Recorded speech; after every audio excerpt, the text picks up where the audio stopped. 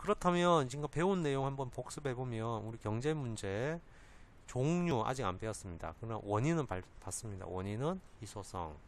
자, 희귀성은 구분을 해야 되죠. 예. 자, 희소성 배우면서 우리가 경제재와 무상재 요 개념을 좀 배웠고요. 자, 여기까지 학습을 했고요. 자, 그러면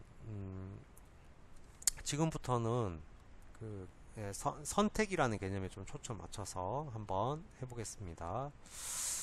자, 정리를 하면요. 자원의 희소성 때문에 뭐가 발생하죠? 욕구와 수량 사이의 관계.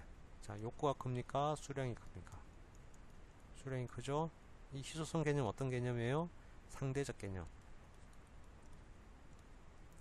그래서 뭐를 발생합니까? 선택을 해야 되는 상황이 발생하죠. 선택을 하면 뭐를 하는 겁니까? 포기를 하는 거고요. 선택을 해야 되는 요 문제, 이걸 뭐라고 한다고 했죠? 경제 문제. 자, 그러면 선택을 문제는 잘 해결해야 되겠죠. 선택의 문제 해결을 어떤 식으로 하는가? 예, 두 가지 해결 방안이 있습니다. 하나는 효율성의 원칙으로 해결하는 방안이 있고요. 또 하나는 형평성의 원칙으로 해결하는 방안이 있습니다. 예.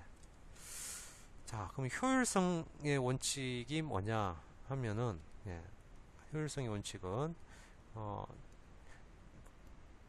같은 말은 합리적 선택, 합리적이라고 얘기합니다. 합리적 선택이라고 생각해 볼 수가 있고요. 형평성을 고려하는 선택을 올바른 선택, 이렇게 선생님은 말을 붙여보겠습니다.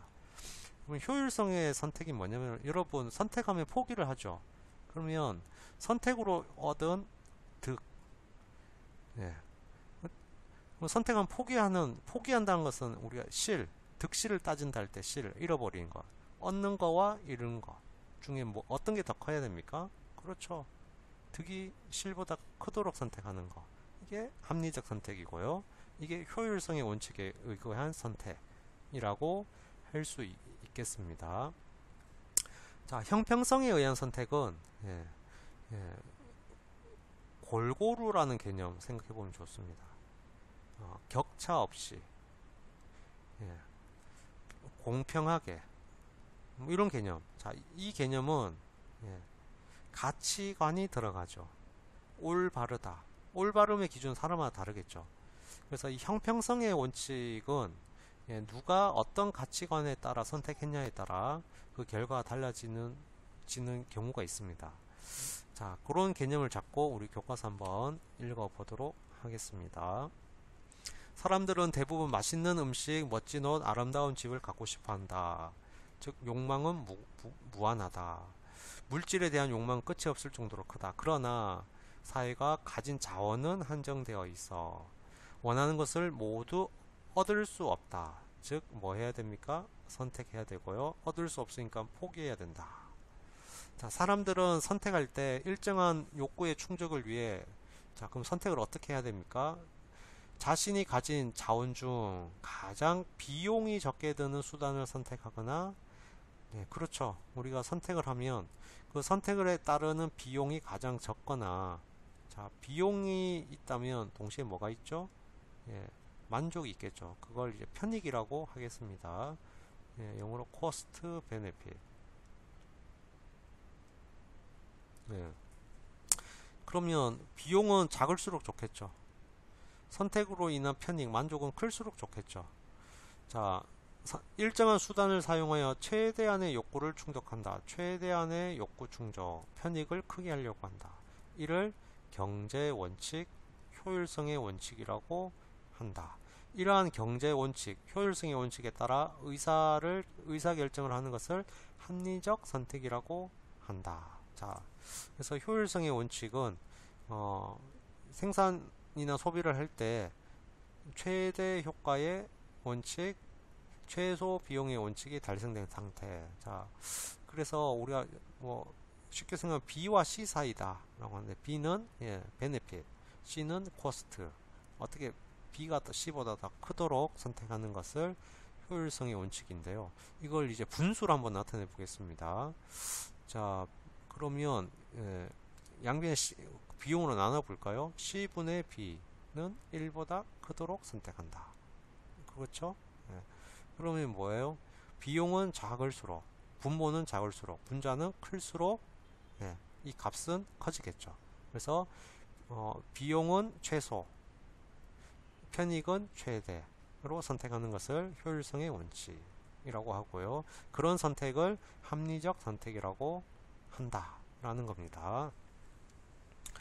자, 원하는 재화와 서비스를 모두 생산할 만큼 자원이, 여기서 말하는 자원은 좀 포괄적 자원입니다. 생산하는 사람 입장에서는 자금 또는 비용이라고 할 수 있고요. 소비자 입장에서는 소득이 될 수 있겠죠. 정부 입장에서는 재정이 될 수 있죠. 이게 충분하지 않기 때문에, 자, 희소하기 때문에 그만큼 자원을 생산에 사용하면 다른 다른 재화 서비스 생산하기 어렵다. 그러므로 합리적 선택이 더욱 필요할 수밖에 없다. 그렇죠. 선택 잘해야 된다라는 겁니다. 자, 현실적으로 모든 사람이 합리적인 것은 아니지만 경제학에서는 사람들이 효율성을 추구한다라고 가정한다. 즉, 경제에서 말하는 인간이란, 경제에서 말하는 가게란, 경제에서 말하는 기업, 정부는 모두 다 효율성의 원칙, 즉 합리적이라고 생각하는 겁니다. 합리적 경제인.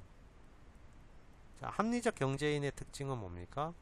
B가 C보다 크다. 즉 편익이 비용보다 크도록 선택한다라고 기본적으로 가정합니다.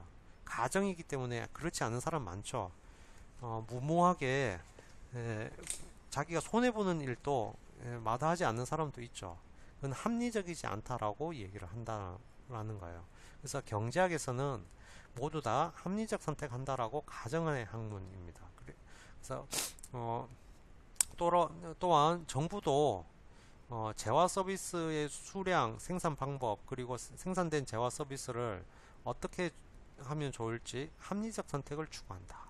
그렇죠. 왜냐면은 정부가 갖고 있는 예산을 가지고 이쪽에 돈을 쓰면 다른 쪽에 돈을 못 쓰죠.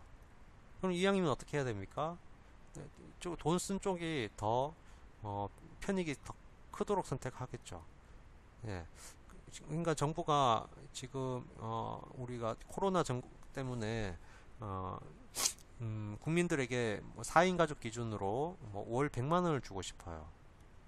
그러면 그 100만 원 가지고 만약에 그 100만 원을 재난 기본소득을 주지 않았다면 다른 걸 할 수 있었던 거를 포기해야 되겠죠. 근데 두 개를 견주어서 선택했을 때 얻는 편익이 그로 인한 아쉬움보다 클 때 선택을 하는 것을 추구하겠죠. 이걸 합리적 선택이라고 합니다. 정부도 합리적 선택을 한다. 자, 오해하지 말아야 할 부분. 자, 정부는 효율성의 원칙으로 선택한다. 요거는 물론 정부도 형평성의 원칙으로 선택을 하는데 정부가 효율성의 원칙을 무시하는 것은 아닙니다. 합리적 선택도 고려하고요. 동시에 형평성의 원칙도 고려한다라는 거예요. 자, 그 다음 단락에 나오네요. 자, 정부가 어떤 분배와 관련된 정책을 펼칠 때는 효율성과 더불어 형평성도 함께 고려해야 한다. 자, 그래서 분배에 있어서 합리적 선택은 성장을 하려면은 분배를 포기하는 것 경향이 있고요. 그러나 성장을 위해 효율성만 강조하거나 분배를 위해 형평성만 강조하는 것은 극단적인 것이 아니라 적절히 조화해야 된다. 조화롭게 선택해야 된다. 라는 이야기입니다. 구체적인 사례를 가지고 여러분 학습을 하면 좋을